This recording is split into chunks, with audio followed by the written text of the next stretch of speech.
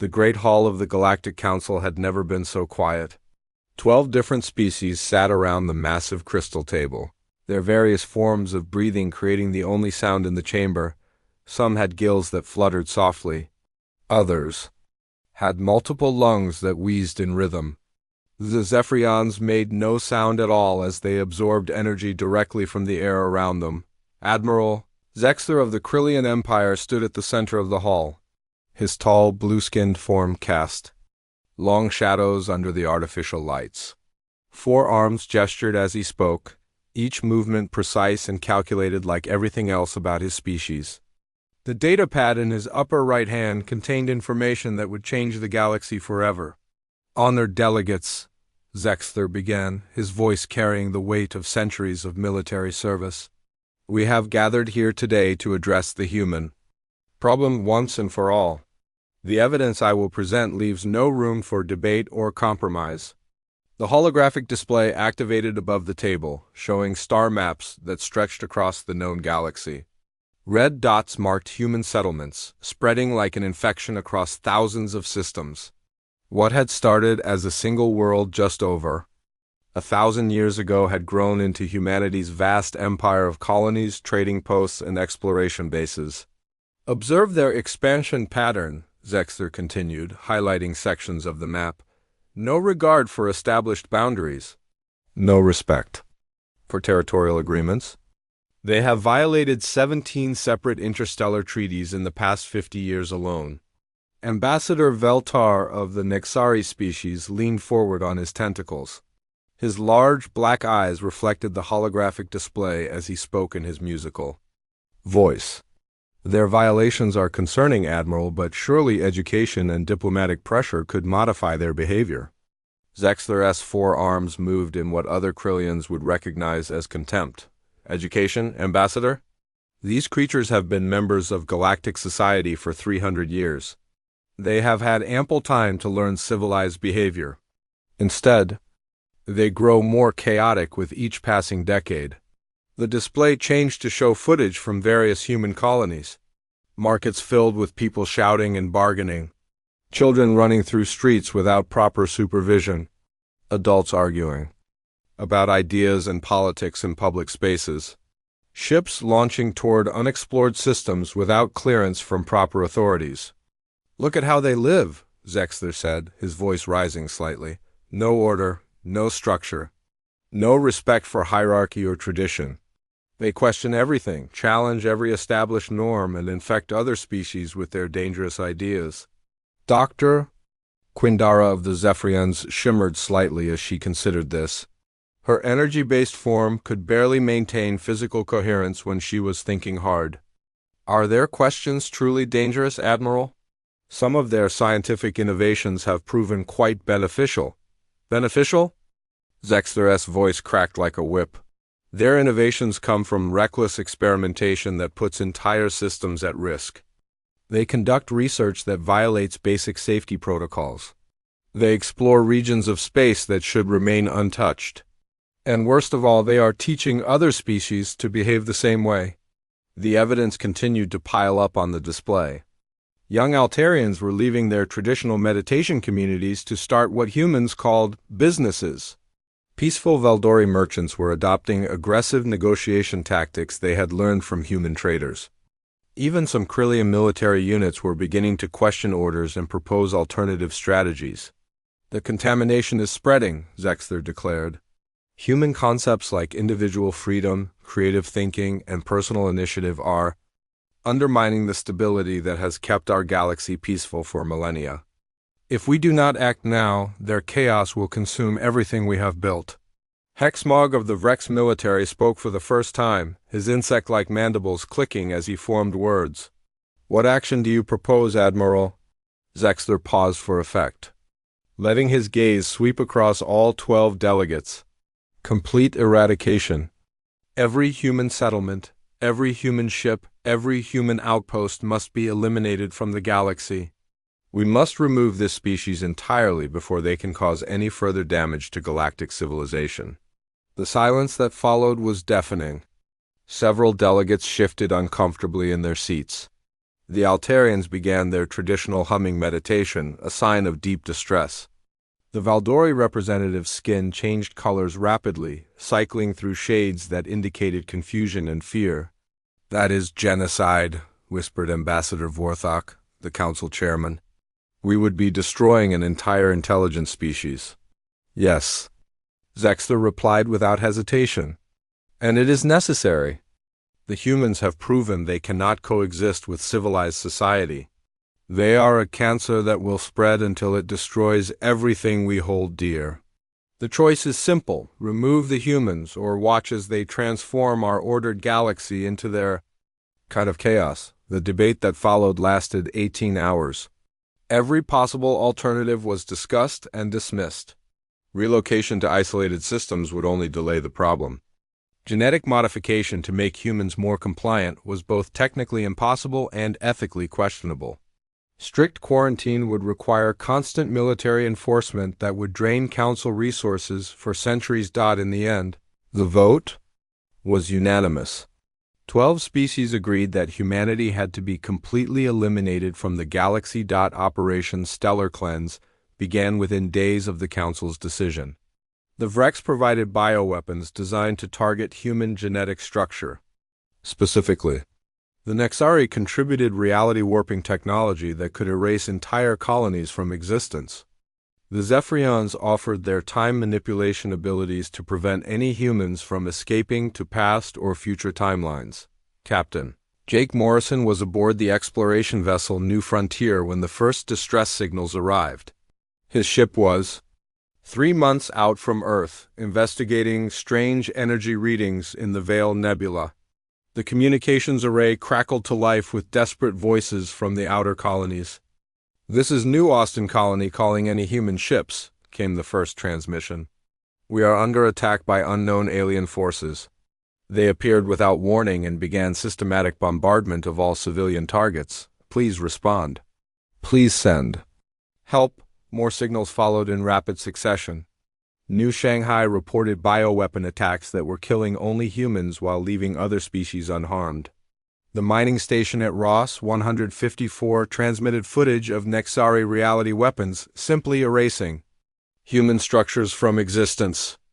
The agricultural world of New Kansas sent a final message that cut off mid-sentence as something destroyed their entire communication network. Morrison and his crew of 43 tried desperately to reach other human ships, other human colonies, anyone who could coordinate a defense or evacuation. But the attacks were happening everywhere at once, coordinated across thousands of light years with precision that only the combined resources of the Galactic Council could achieve. Within 72 hours, humanity's 1,000-year expansion across the stars was reduced to scattered emergency broadcasts that grew silent one by one. Morrison watched helplessly as the locations of human civilization disappeared from his star charts. Ships went missing. Colonies stopped responding. Trading posts sent final transmissions of alien fleets approaching their positions. Earth itself was the final target. The homeworld of humanity, with its population of 12 billion people living in cities that stretched across every continent, fell to a coordinated orbital bombardment that took less than 6 hours to complete. The planet that had given birth to the human species became a lifeless rock drifting around its yellow star. When it was over, the New Frontier was alone in space, the only human ship left in a galaxy that had decided humanity was too dangerous to exist. Morrison received one final transmission from the Galactic Council, broadcast on all frequencies in perfect human English. The human threat has been eliminated. The galaxy is now safe for all civilized species. This concludes Operation Stellar Cleanse. The Council celebrated that night with ceremonies on all 12 homeworlds. The galaxy was finally pure, orderly, and safe from human contamination. They had achieved perfect peace through perfect order, exactly as their ancestors had dreamed. None of them wondered what might happen next. 25 years had passed since the last human voice fell silent in the galaxy. The Galactic Council had achieved something that many thought impossible: perfect peace across all inhabited systems. Trade flowed along carefully planned routes that maximized efficiency and minimized conflict. Scientific research proceeded at regulated intervals that ensured steady progress without dangerous breakthroughs. Every species knew exactly where they belonged in the cosmic order. Ambassador Veltar of the Nexari often walked through the pristine corridors of Council Station Alpha, admiring how quiet everything had become. His tentacles moved in satisfaction as he observed the orderly flow of delegates from different worlds. No more sudden emergencies caused by human expeditions stumbling into forbidden territories. No more impossible demands for rescue missions to save human colonists who had foolishly settled in dangerous systems. No more heated debates about human violations of established protocols. The Krillian Empire had expanded its military influence across 3 additional sectors, bringing their efficient command structure to worlds that had once been chaotic human trading posts. Admiral Zexther, now promoted to Supreme Commander, regularly reported to the Council about the success of their peacekeeping operations.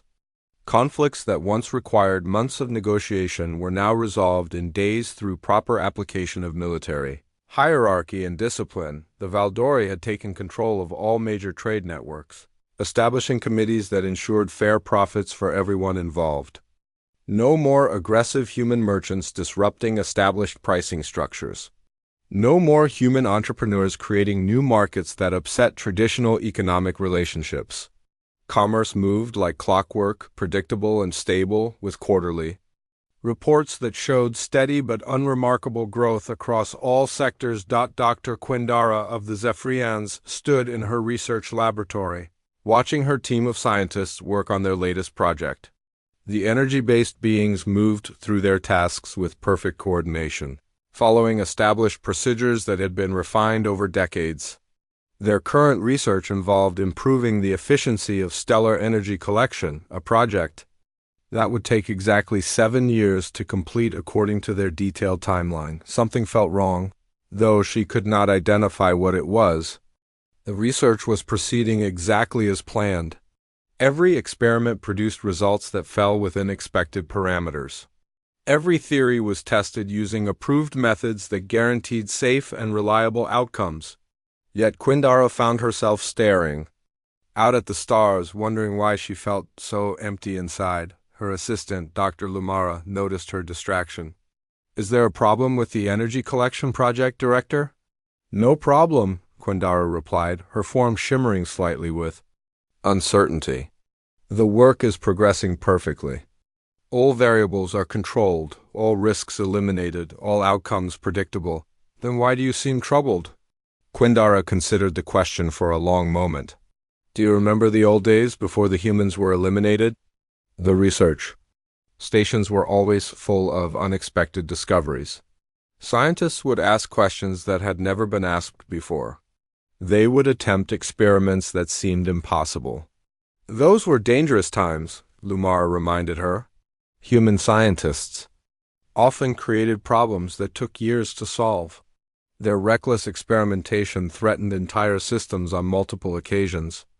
Yes, but they also made breakthroughs that none of us had imagined possible. When was the last time we made a truly surprising discovery? When did we last solve a problem in a way that had never been tried before? Lumara's energy form flickered as she processed this thought. "We follow better methods now. Safer methods, more reliable methods." "Safer, yes, but also—" Quindara paused, searching for the right word. "Hollow. Our discoveries feel hollow." Similar conversations were happening across the galaxy. Hexmog of the Vrex military found himself reviewing battle reports from the past 25 years, noting how every conflict had followed predictable patterns. His forces knew exactly how each enemy would respond to their tactics. Every battle played out according to computer simulations that were accurate to within decimal points.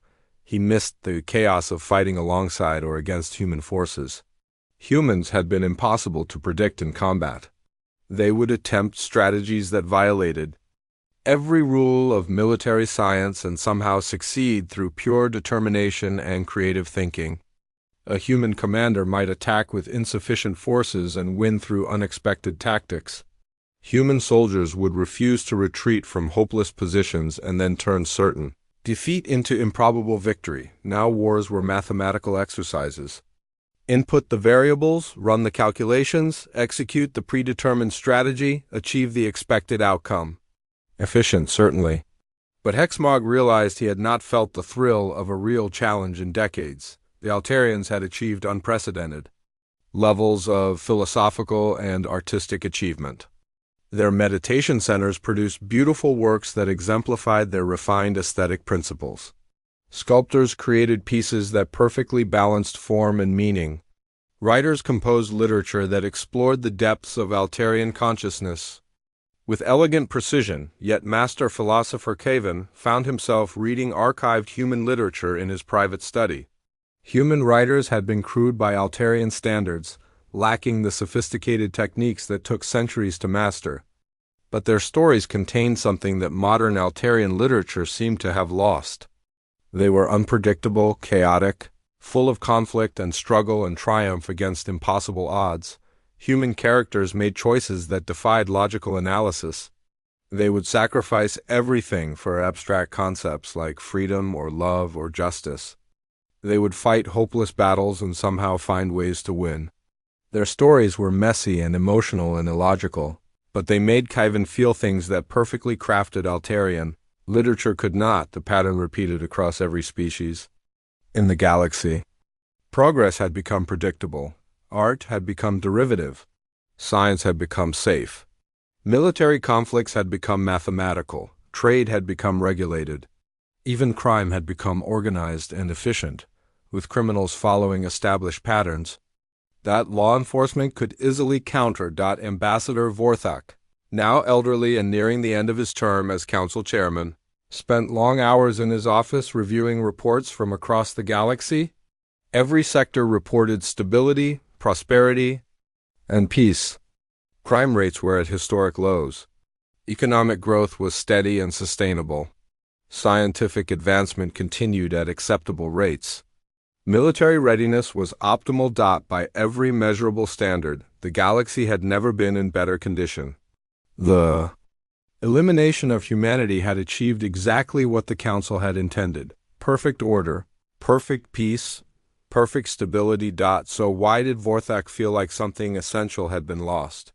He pulled up the archived records of Council meetings from before the human extinction. The debates had been heated, unpredictable, full of passionate arguments and creative solutions.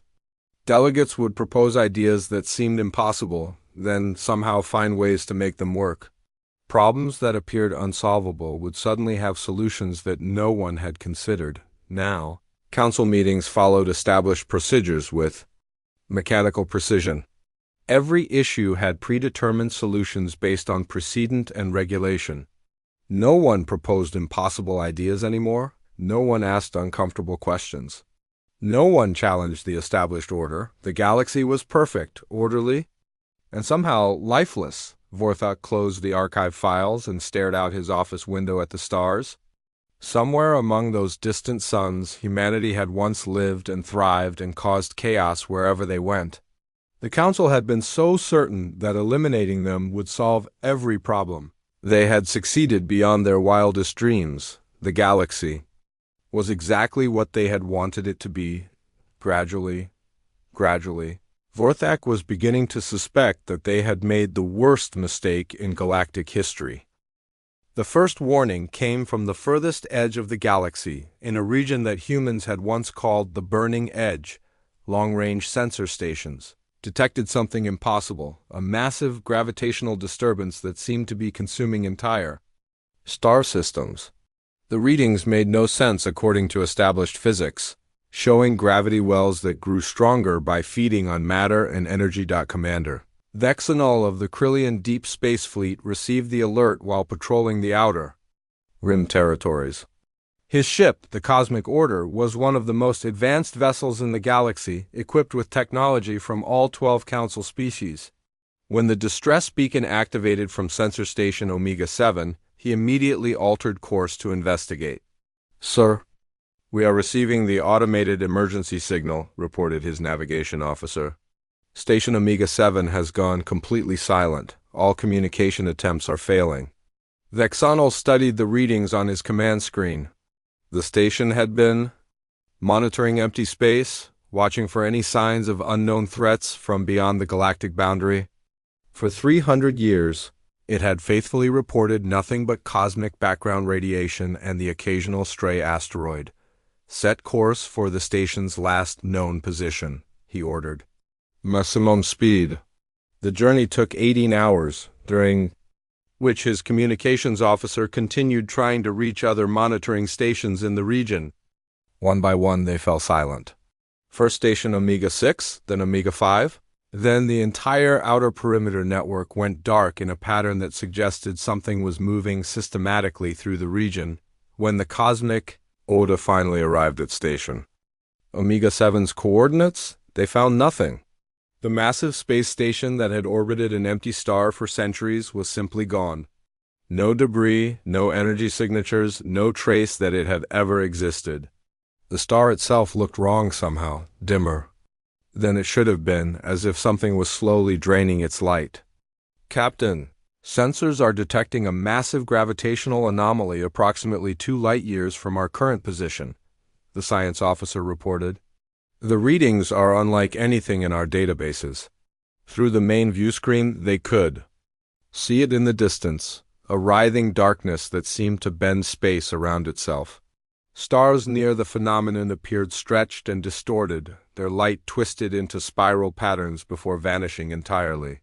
The thing was roughly spherical, but constantly changing shape, growing larger as they watched. "Take us closer," Dexel commanded. "But maintain a safe distance. I want full sensor sweeps of that anomaly." As they approached, the ship's instruments began picking up readings that defied explanation. The gravitational field was impossibly complex, folding in on itself in ways that suggested the presence of dimensions beyond normal spacetime. Energy patterns flickered across the darkness, forming shapes that hurt to look at directly. "Sir, I'm detecting artificial structures within the anomaly," the science officer announced, his voice tight with fear. "They appear to be ships, but not like any design in our records. The materials show properties that should not exist in our universe." Vexenol made the decision to send a probe into the edge of the phenomenon. The small reconnaissance device transmitted data for exactly 47 seconds before its signal cut off. The information it gathered would haunt the surviving crew members for the rest of their lives. The probe's final transmission showed glimpses of structures that seemed to exist in multiple dimensions simultaneously. Vessels the size of moons moved through the darkness, their hulls appearing to be made from crystallized space itself. And on those ships, the probe detected life signs that registered as both living and dead, matter and energy existing and not existing. "Get us out of here," Dexal ordered, but it was already too late. The anomaly had somehow moved faster than light itself, expanding to surround their position. The last thing the cosmic order transmitted was a fragment of static that sounded disturbingly like screaming. Within weeks, the anomaly had grown to consume 3 entire star systems. Krillian High Command sent a full battle fleet to contain the threat, but they met the same fate as the cosmic order. The phenomenon seemed to grow stronger with each ship and station it consumed, adding their mass and energy to its own impossible structure. Emergency sessions of the Galactic Council convened as reports flooded in from across the galaxy. The anomaly was not alone. Similar disturbances had appeared at 17 different locations along the galactic rim, all of them growing at an alarming rate. Entire sectors were going dark as something vast and hungry swept through them. Dr. Quindara led a team of the galaxy's greatest scientists in analyzing the phenomenon. What they discovered filled them with terror that went beyond rational fear. The anomalies were not from their universe. They were manifestations of something from a reality where entropy had won completely, where all energy had been consumed and only hunger remained. "We are dealing with interdimensional parasites," she reported to the emergency council session.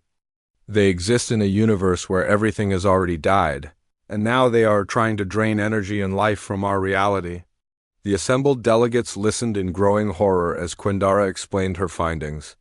These entities, which she called the Devourers, had been trying to break through the barriers between dimensions for millions of years. Something had been keeping them out, maintaining quantum barriers that prevented interdimensional incursion. What was maintaining these barriers? Asked Chairman Vorthok. That is what we need to determine, Quindara replied. Our analysis suggests the barriers have been weakening for approximately 25 years. The number struck every delegate with the force of a physical blow, 25 years. The same amount of time since humanity's extinction. Desperate. For answers, the Council's researchers began examining archived human databases that had survived the purge. Most human scientific data had been destroyed along with their civilization, but some records remained in diplomatic archives and trade databases. What they found changed everything. Dr. Kate Sullivan had been a human physicist studying what she called interdimensional stability theory. Her research, dismissed by alien scientists as primitive and unrefined, described entities she termed reality parasites that existed in parallel universes where physical laws had broken down. According to her calculations, these entities were constantly probing the barriers between realities, looking for weak points to exploit. Sullivan's work theorized that certain types of quantum activity could strengthen these barriers. She called it reality static, random fluctuations in spacetime caused by unpredictable events and chaotic systems. Her research suggested that civilizations needed a certain amount of chaos to maintain dimensional stability. The implications hit the Council like a tsunami of horror. Human expansion across the galaxy had not been random or chaotic as they had believed. Human settlements, with their unpredictable behavior and constant innovation, had been unconsciously generating the reality static needed to keep the devourers out. Every human colony had been an anchor point, maintaining quantum stability. Through their chaotic existence, every human ship exploring forbidden regions had been reinforcing the barriers through their reckless curiosity. Every human scientist asking impossible questions had been strengthening the walls between dimensions. Without humanity's chaos, those barriers had been steadily weakening for 25 years. The orderly, predictable galaxy that the Council had created was like a beacon calling to entities that fed on stagnant realities. The devourers had finally found a way in, and the galaxy that had eliminated its greatest defenders now faced extinction at the hands of things that should not exist. The Council's dream of perfect order had become a nightmare beyond imagination, and there was no one left to save them from what was coming next. Panic spread through the Galactic Council chambers like poison through water. The holographic displays showed a galaxy dying piece by piece as the Devourer incursions accelerated beyond all predictions. What had started as isolated anomalies on the galactic rim had become a coordinated assault that consumed entire civilizations in a matter of days. The Phylorian Empire, one of the oldest spacefaring species in the galaxy, had been completely devoured. Their homeworld and all 47 colony systems had vanished into the growing darkness, leaving behind only empty space where billions of beings had lived for thousands of years. The Kethmaran Federation followed 2 days later, their advanced defensive fleets proving useless against enemies that existed in multiple dimensions. Simultaneously, Ambassador Veltar of the Nexari trembled as he delivered his report to the emergency session. His tentacles writhed with barely controlled fear as he described the fate of his people's outer colonies. The Devourers do not simply destroy, he said, his musical voice cracking with emotion. They consume everything. Matter, energy, even the quantum foundations of space itself. Where they pass, reality becomes thin and weak. The surviving fleets of the remaining species had managed to slow the advance in some sectors, but every victory was temporary. Conventional weapons passed through the Devourer ships without causing damage. Energy weapons were been converted into fuel for their growth. Even the most powerful reality-warping technology could only delay their progress, not stop it. Dr. Quindara materialized in the center of the chamber, her energy-based form flickering with exhaustion. She had spent weeks analyzing the enemy, pushing her research capabilities to their absolute limits. Her findings offered only despair. The barriers between dimensions are collapsing faster than we can reinforce them, she reported. Our attempts to generate artificial reality static have failed completely. The quantum resonance patterns required are too complex for our current technology to reproduce. Chairman Vorthak leaned forward in his chair, his aged features showing the strain of leading a civilization facing extinction. What do you need, Doctor? What resources, what technology, what support? I need chaos, Quindara replied simply. Real chaos. Unpredictable quantum events generated by truly random systems. The kind of reality static that can only be produced by beings who think and act in ways that cannot be calculated or predicted. The silence that followed was deafening. Every delegate in the chamber understood what she was saying, but none wanted to speak the words aloud. They needed humans. The species they had systematically eliminated from existence was the only hope for survival. The humans are extinct, Admiral Zexler said finally. Operation Stellar Cleanse was designed to be absolute. Every human in the galaxy was eliminated, their genetic material destroyed by bioweapons specifically created to prevent any possibility of resurrection or cloning. Not every human, Dr. Quindara said quietly. Time is not linear. If we could access the past, retrieve humans from moments before their destruction, the Zephyrian delegate, Master Temporal Engineer Rixana, shimmered into a more solid form as the others turned to her. Temporal extraction is possible, she admitted reluctantly, but the energy costs are enormous. Creating a stable temporal bubble large enough to rescue a significant population would drain our civilization's power reserves for over a century. How many could you save? Vorthak asked. A single settlement. Perhaps 3,000 or 4,000 individuals, depending on their exact location and circumstances. We would have one chance and one chance only. The debate that followed was desperate and frantic. Which human settlement should they target? How could they convince rescued humans to help the species that had committed genocide against them? What guarantees could they offer that the humans would not simply watch the galaxy burn in revenge? The decision came down to practical considerations. The temporal extraction would work best on a settlement that was in the process of being destroyed, where the timeline disruption would cause minimal paradox effects. Dr. Quindara accessed the archived records of Operation Stellar Cleanse, searching for the ideal target. New sanctuary mining colony, she announced after hours of calculation. Population 3,047. They were in the middle of an evacuation when the Krillian fleet arrived. The temporal window is perfect for extraction. Commander Lisa Hayes had been loading the last transport ship when the alien fleet materialized in New Sanctuary's orbit.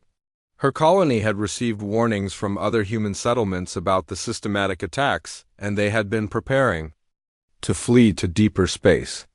The evacuation was proceeding smoothly despite the panic, a testament to human ability to organize under pressure. She was shouting orders to her security team when reality suddenly twisted around them. The attacking alien ships froze in mid-approach, their weapons charging but never firing. The stars themselves seemed to pause in their motion as a bubble of altered time surrounded the entire settlement. The sensation was like being pulled through thick liquid by invisible hands. One moment Hayes was watching death approach from orbit. The next she was standing in the same place, but everything felt different. The attacking fleet was gone, replaced by strange ships she had never seen before. The star patterns were wrong, shifted in ways that suggested decades or centuries had passed. "Commander Hayes," came a voice from one of the alien vessels. "This is Ambassador Veltar of the Nexari. We need to talk." The story they told her was almost impossible to believe. 25 years had passed since the attack on New Sanctuary.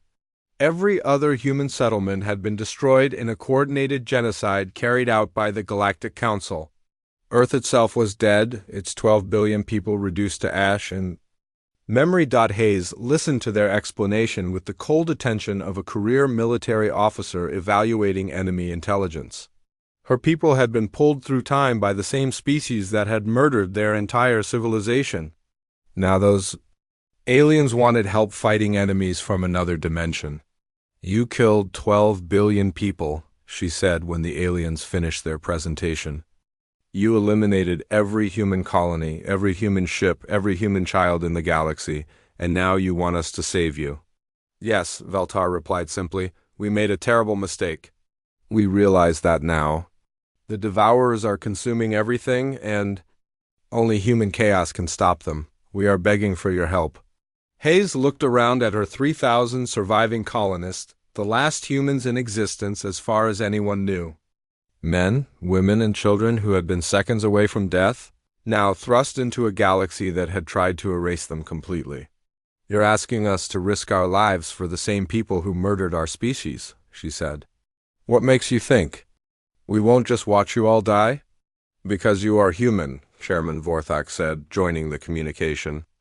Everything we learned about your species suggests that you cannot stand by while entire civilizations face extinction, even civilizations that have wronged you. Hayes smiled, but there was no warmth in the expression. You're right about one thing, Chairman. We won't watch you die. She paused, letting the hope build in the alien leaders. But we also won't help you for free. If humanity is going to save this galaxy, we're going to do it on our terms. And our terms are going to be very expensive. The negotiations that followed would reshape galactic civilization forever.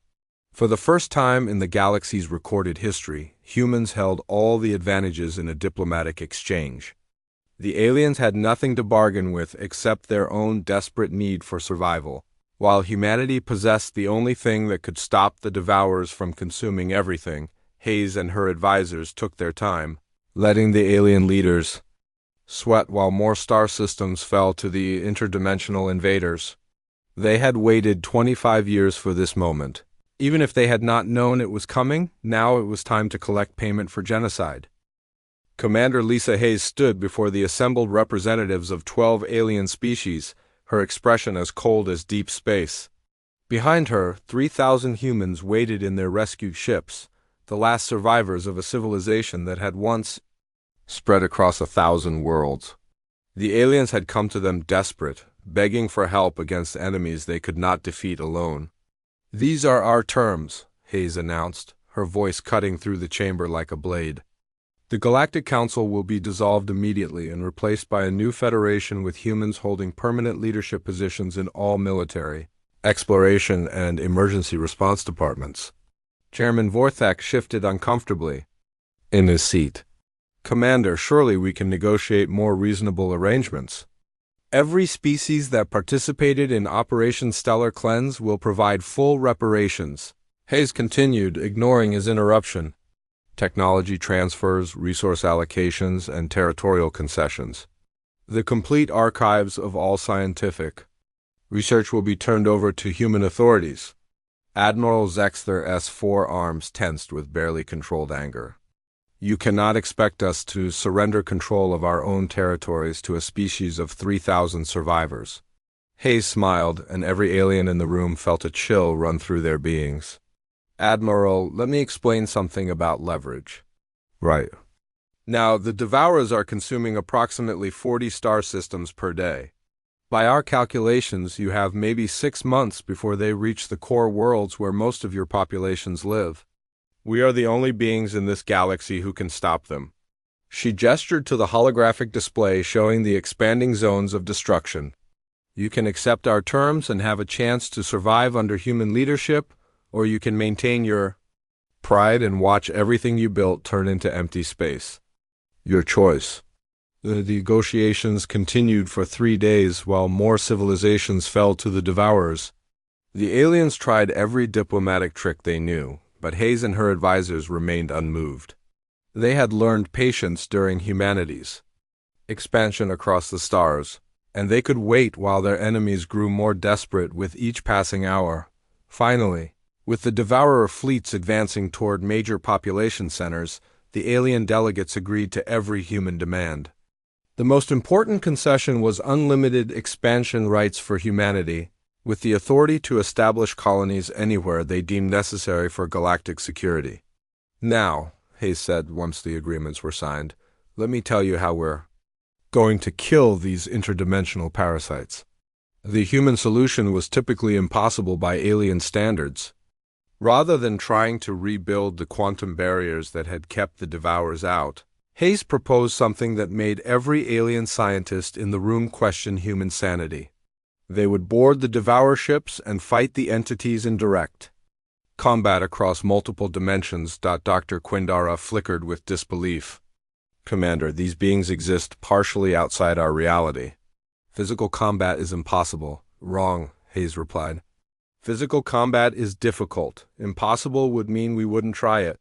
The humans had studied the captured Nixari reality warping technology and the Zephyrian time manipulation systems during their 3 days of negotiations.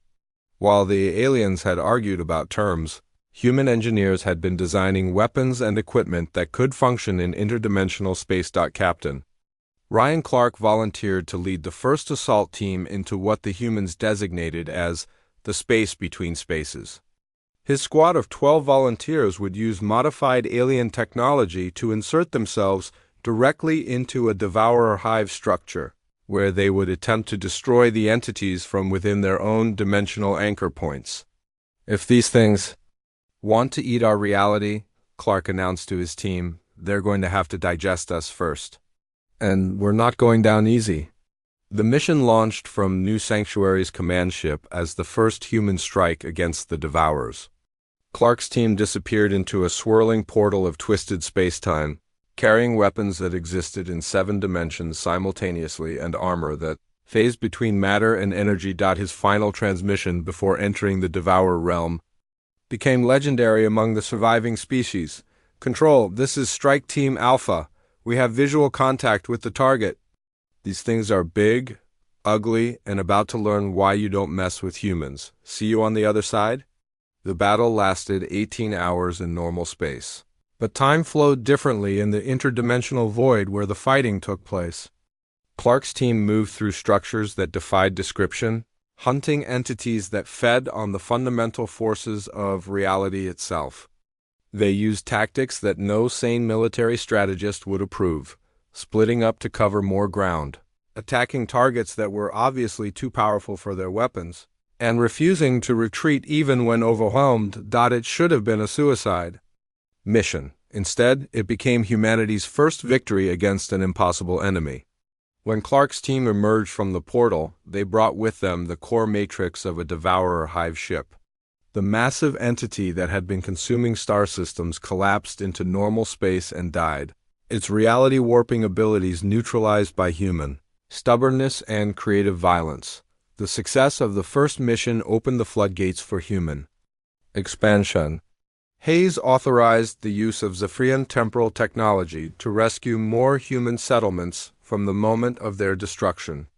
Within 6 months, humanity's population had grown from 3,000 to 30,000 as additional colonies were pulled forward through time. Each new human settlement weakened the Devourers further. The chaotic, unpredictable nature of human expansion created exactly the kind of reality static needed to reinforce dimensional barriers. Human colonies established in seemingly random locations turned out to be perfectly positioned to disrupt Devourer supply lines. Human scientists asking impossible questions generated quantum fluctuations that interfered with interdimensional navigation. Captain Maria Santos led the assault on the largest Devourer command structure, a facility that existed in 14 dimensions simultaneously. Her team of 50 humans fought their way through defenses that had been designed to repel armies, using weapons improvised from alien technology and tactics that violated every principle of interdimensional warfare. Lieutenant Ben Rodriguez became famous for destroying a reality-eating weapon by jamming its control systems with a crowbar and some creative profanity. Sergeant Amy Foster earned a place in galactic history by convincing a group of lesser Devourers to surrender through what she called aggressive negotiations, conducted while hanging upside down from a pipe in an impossible corridor. The war lasted 18 months. Every battle was won through human refusal to accept logical limitations, combined with an endless capacity for finding creative solutions to impossible problems. The aliens watched in amazement as humanity fought enemies that existed outside normal reality and somehow kept winning through sheer determination, and innovative violence. When the last Devourer command ship was destroyed, the surviving alien species found themselves in a very different galaxy. Humans were everywhere, expanding at their characteristic pace, asking uncomfortable questions about everything, and establishing colonies in places that made no sense to anyone except other humans. The dream of perfect galactic order was truly dead. In its place was something messier, louder, more chaotic, and infinitely more alive. Human merchants disrupted established trade routes with better deals and faster service. Human scientists made discoveries that overturned centuries of accepted theory. Human explorers found new worlds in regions that had been declared empty. Space. Ambassador Sarah Kim of the New Human Federation addressed the former council members with words that would be remembered across the galaxy. You thought you wanted a universe without chaos. Now you know better. Chaos isn't a bug in the system, it's what keeps the system running. Order without chaos becomes death, and death calls to things that should stay in their own reality. The galaxy had learned a lesson that would echo through history. Sometimes the most dangerous species is the one you think you can eliminate, and sometimes salvation comes from the very chaos you tried to destroy. Human colonies spread across the stars once again, their chaotic expansion creating the reality static needed. To keep the barriers strong, the interdimensional parasites retreated to their dying universe, unable to break through defenses maintained by beings who refused to follow predictable patterns, and in the halls of the new Federation, human leaders made sure that the galaxy would never again make the mistake of choosing perfect order over necessary chaos.